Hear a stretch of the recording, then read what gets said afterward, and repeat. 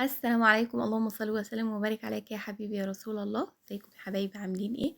جاي لكم بفيديو جديد النهارده، وبالتالي جاي لكم بوصفه جديده زي ما انتم شايفين كده. هنعمل مع بعض النهارده كبده. طبعا انا عملت معاكم الكبده بكذا طريقه على القناه، وعملتها جنبها عيش وجنبها رز وجنبها مكرونه.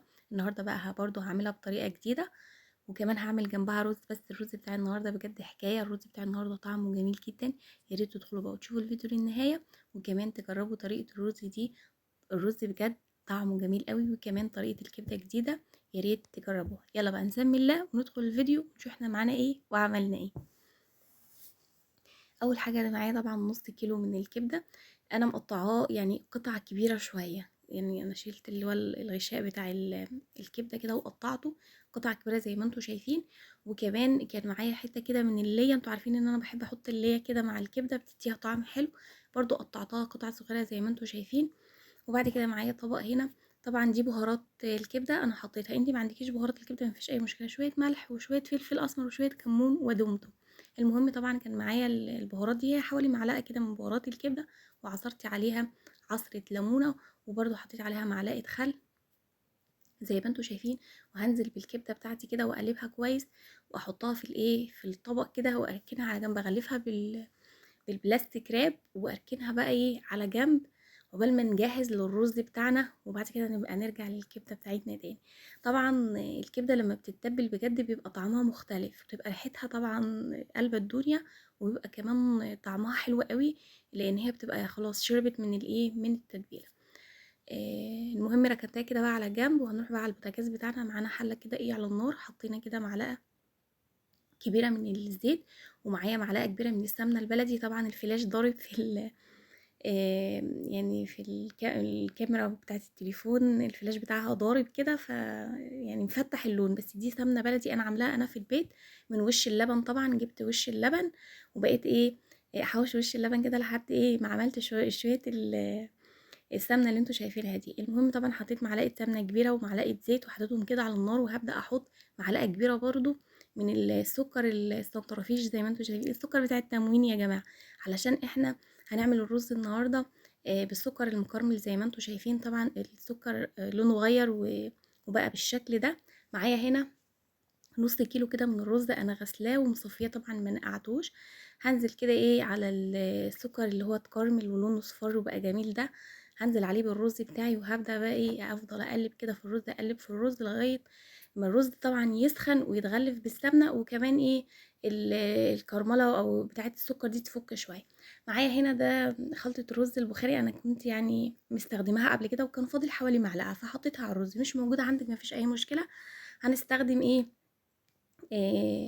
من المطبخ بتاعنا شوية كده ايه بابريكا او شوية كمون وبس وخلاص، او شوية كمان معاهم فلفل اسمر، مفيش اي مشكلة، هيخلي الرز جميل. بس انا بصراحة اكتفيت بالمعلقة بتاعة الرز البخاري دي، وحطيت معلقة بابريكا بس.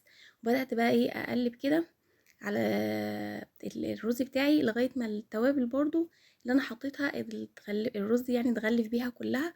وهبدأ بقى اجيب الكاتل بتاعي فيه مية سخنة، واحط ايه عيار الرز زي ما انتوا شايفين كده، وبرضه هقلبه تقليبه، وهحط الملح بتاعي، وبعد كده هغطي عليه وهسيبه طبعا يغلي ويتشرب الميه بتاعته زي ما انتوا شايفين. يعني الرز بجد لونه جميل قوي بصراحه يعني. المهم طبعا ايه سيبته لما تشرب كده الميه بتاعته زي ما انتوا شايفين لونه عامل ازاي بجد، وريحته كمان طلع حلوه قوي. المهم ههدي النار عليه بقى كده، وهسيبه ايه يكمل سواه مع نفسه كده، وبعد كده نرجع بقى للكبده بتاعتنا. معايا زي ما انتوا شايفين طبق هحط فيه معلقه كده من الخل، وكمان هحط عصرة نص ليمونة، وبعد كده ايه هحط بقى ايه معلقة كبيرة كده من التوم المهروس. طبعا البذرة بتاعت الليمونة مش هتخرج بس هخرجها برضو. المهم حطيت معلقة كده كبيرة من التوم زي ما انتوا شايفين، وهسيبها كده ايه على جنب. وبعد كده اروح للكبده بتاعتي اشوف اخبارها ايه. طبعا الكبده قعدت في التتبيله بتاعتها شويه، واتشربت من التتبيله وبقت تمام التمام. هاخدها بقى واروح على البوتاجاز بتاعي، معايا طاسه كده على النار زي ما انتوا شايفين، وهنزل كده بمعلقه كده من الزيت، وبرده معلقه من السمنه البلدي اللي انا كنت يعني قايله لكم ان انا عاملاها كده في البيت. المهم السمنه البلدي هتخلي ريحه فظيعه، طبعا ريحه الكبده هتبقى جميله قوي. المهم هاسيبها لما بس تسخن كده، وبعد كده اجيب الكبده بتاعتي وانزل ايه على الزيت وهو سخن كده، بحيث ان الكبده تاخد صدمه وما تنزلش ميه. ومش هقلبها ولا اي حاجه، انا هفردها بس كده في قلب الطاسه، واول ما لونها يغير هبدا بقى ايه اقلبها على الجنب التاني. في الخطوه دي المفروض ان انا كنت حطيت اللية اللي انا كنت عاملاها في مقطعاها مع الكبده، بس بصراحه كنت ناسياها. المهم طبعا هقلب الكبده كده، ولما تتشوح هنزل باللية مفيش اي مشكله. طبعا انتوا عارفين ان انا كل ما بعمل كبده، لو كانت كبده بالبصل او كبده اسكندراني بالثوم، لازم احط اللي هي دي. بصراحه اللي هي بتديها طعم جميل قوي يعني. المهم طبعا اللي هي نزلت الدهن اللي فيها كده وحجمها قلبتها طبعا مع الكبده، بقت بالشكل اللي انتوا شايفينه جميله جدا. وبعد كده هفضل اقلب كده ايه في الكبده لغايه ما تستوي معايا. انا زي ما قلت لكم مقطعاها قطع كبيره مش مقطعاها قطع صغيره، فهي تاخد سوا شويه. وبعد كده هجيب يعني لما تكون خلاص قربت تستوي، هبدا بقى اجيب الخلطه اللي انا كنت عاملاها، اللي هي عباره عن الثوم وعصره الليمونه ومعلقه الخل، وهبدا بقى انزل على الكبده واقلبها برضو تقليبه. وبعد كده ايه الخطوه اللي بعد كده اختياري، هحط لها فلفل اخضر، انتي حابه تحطي حطي، مش حابه مفيش اي مشكله. المهم ان ما كانش عندي فلفل حامي، طبعا جبت قرن فلفل رومي كده قطعته زي ما انتوا شايفين.